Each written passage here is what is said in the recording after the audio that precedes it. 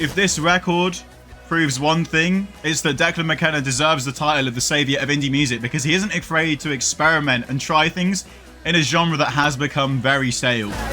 We need more people like Declan out there just pushing the boundaries in the genre a little bit. Okay guys, let's do it. The brand new Declan McKenna album, the third album, What Happened to the Beach, from our sparkly indie prince, is out now. Let's react to it. I have been waiting for Declan McKenna to create a masterpiece of an album ever since his debut. I think he's had that potential to be the Gen Z David Bowie. He's also kind of the only thing keeping me relevant as a music creator on YouTube because my interview with him has done more views than every other video I've ever done put together. So, thank you Declan, I owe you my career. With that acknowledgement of total bias, let's press play on What Happened to the Beach. Track 1, Wobble. It's giving me kind of Grizzly Bear, alternative folk, and some beautiful falsetto vocals from Deco as well. And then we just get a big 180 in this song. The synths hit with that cool little drum loop. It feels like Declan's become more experimental and more creative with his sound the further into his career he's got. It does feel like a natural evolution from Zeros. It's a really subtle vocal inflection here, but I love what just changed in the chord in the background. It kind of makes it a little mournful, a little sadder. We love Depressed, gang. Depressed Declan. Elevator Hum, I remember, was it the third or the fourth single? I really enjoyed it. It's a very kind of pensive and ambient and uplifting track. So people on Twitter didn't like it because it was too happy. I'm just staring at his jacket. I want to know where it came from and I want to know if I can buy it. That's either real thrift shopping, vintage, or designer. Maybe all three. Declan could pull it off.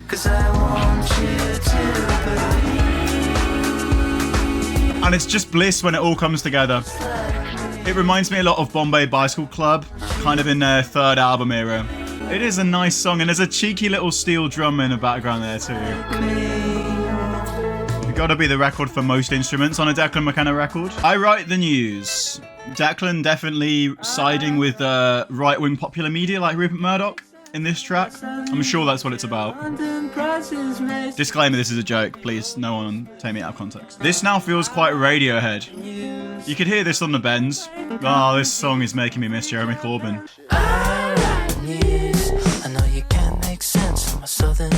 That bass in the background is beautiful. It sounds like a croaking frog. I remember when Muse performed Sunburn live, they had a kind of similar sound effect on the bass. It's a very obscure alt-rock reference, but I appreciate that. Declan's always been really switched on to what's around him. You know, Listen to Your Friends on his first record.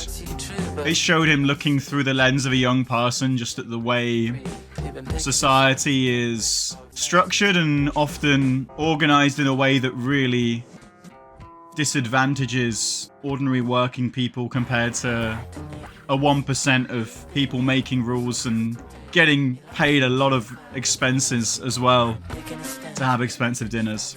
And this feels like an evolution of that. It's a bit more mature, maybe a little more resigned, but it's still defiant. 3 tracks in, and it's hitting for me. It's a real grower.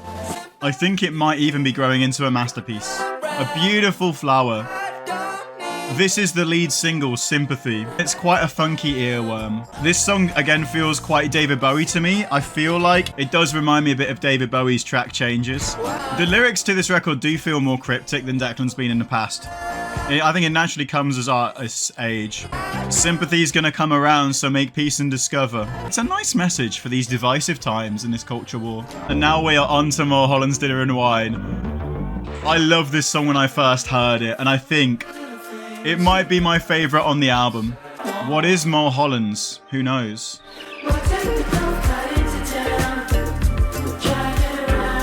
It's that tropical indie that we heard on his first record, Come Back, but it's like after a long vacation at the beach. You could kind of almost hear this track being performed on a desert island somewhere. Mulholland's are funeral directors. Oh wait, Mulholland Wine is a shop. Is it a fancy shop? What does Genius have to say about this? Because I can't think for myself anymore. Mulholland's was from an off-license shop, but is also linked to Mulholland Drive in Los Angeles. Driving around the hills there and conversations at strange hip parties. I got a boring apartment, all the drugs. Yeah, I mean, I haven't been to LA. Can't relate to Declan McKenna anymore, man.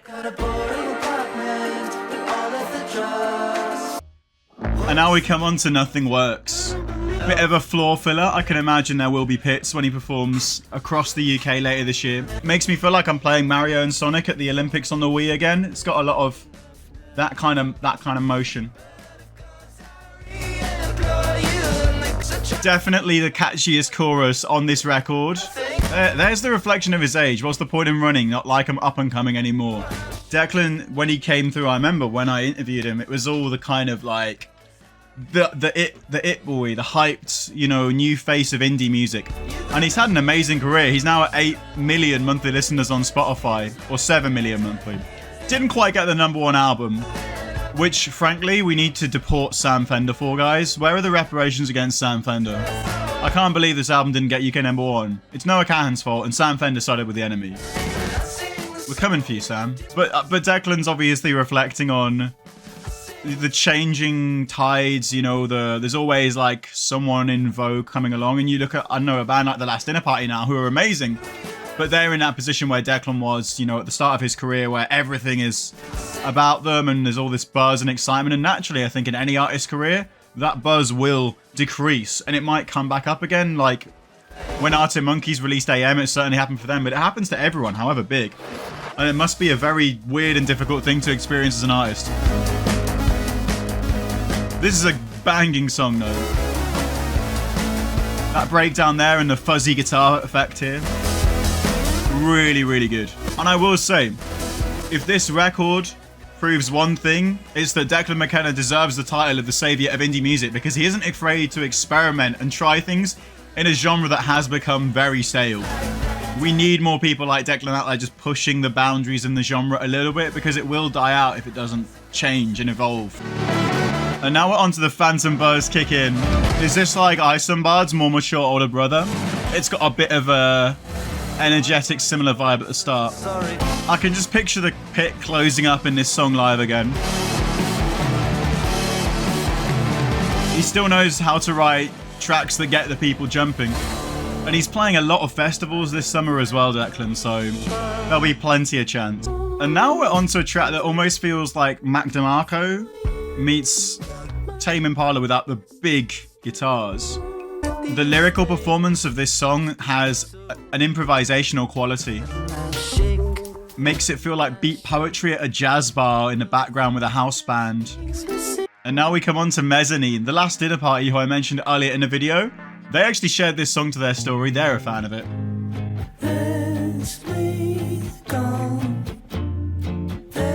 The guitar rhythms on this album are so fun. They're so beautiful, you just can't help but bob your head to all of them. And I don't think that's been the case with the Declan record before. You know, the first album was wall-to-wall indie bangers. And Zero's had this sudden injection of glam rock hype. But I feel like Declan feels such a complete artist at this point. And every song feels so polished and well thought out, whilst also being catchy. You always want to strike that balance, and Declan does it effortlessly. And even with only 2 tracks to go in the album, we hear like new instruments coming in, kind of synthesized horns. What is a mezzanine?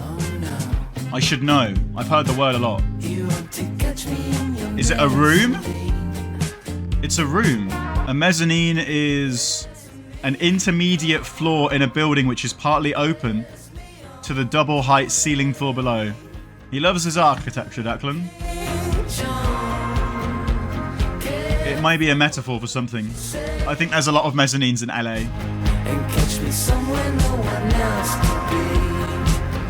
This feels very Macarena-able. That is an adjective.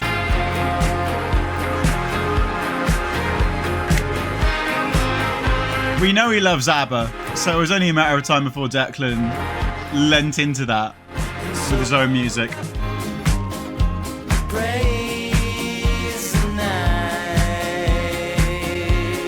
This is a brilliant song. And I barely even talked about his vocals, but he's such a genuinely brilliant vocalist. He's got a great voice that always is, you know, in the right key. But more than that, it's such a personality and character-filled voice. You can instantly tell that a Declan McKenna track is him because he sings in a very distinctive way. He's blessed with a unmistakable voice. I'm loving how his voice has matured as well. If you go way back as a Declan stan and you listen to some of his songs and demos released before his voice broke, it is kind of surreal. But even going back to Brazil after listening to Mezzanine, I think you can really tell how he's learnt to refine and control his voice. It's a real glow up, even if it might not have hundreds of millions of streams.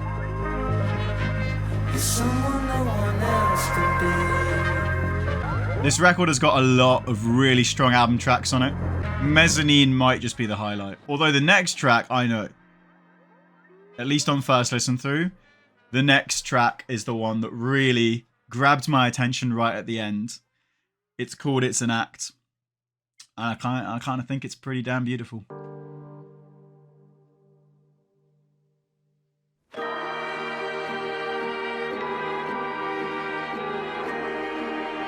So beautiful, man. Just swell, epic, operatic.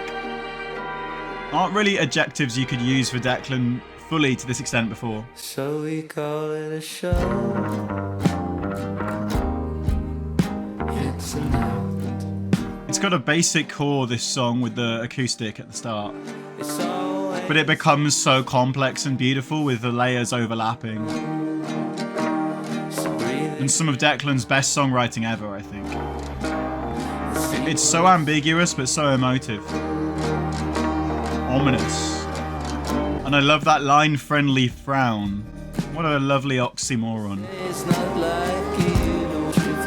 And that's what I'm talking about with those layers. Just delicate bits of extra instrumentation that show the production on this album at a whole nother level.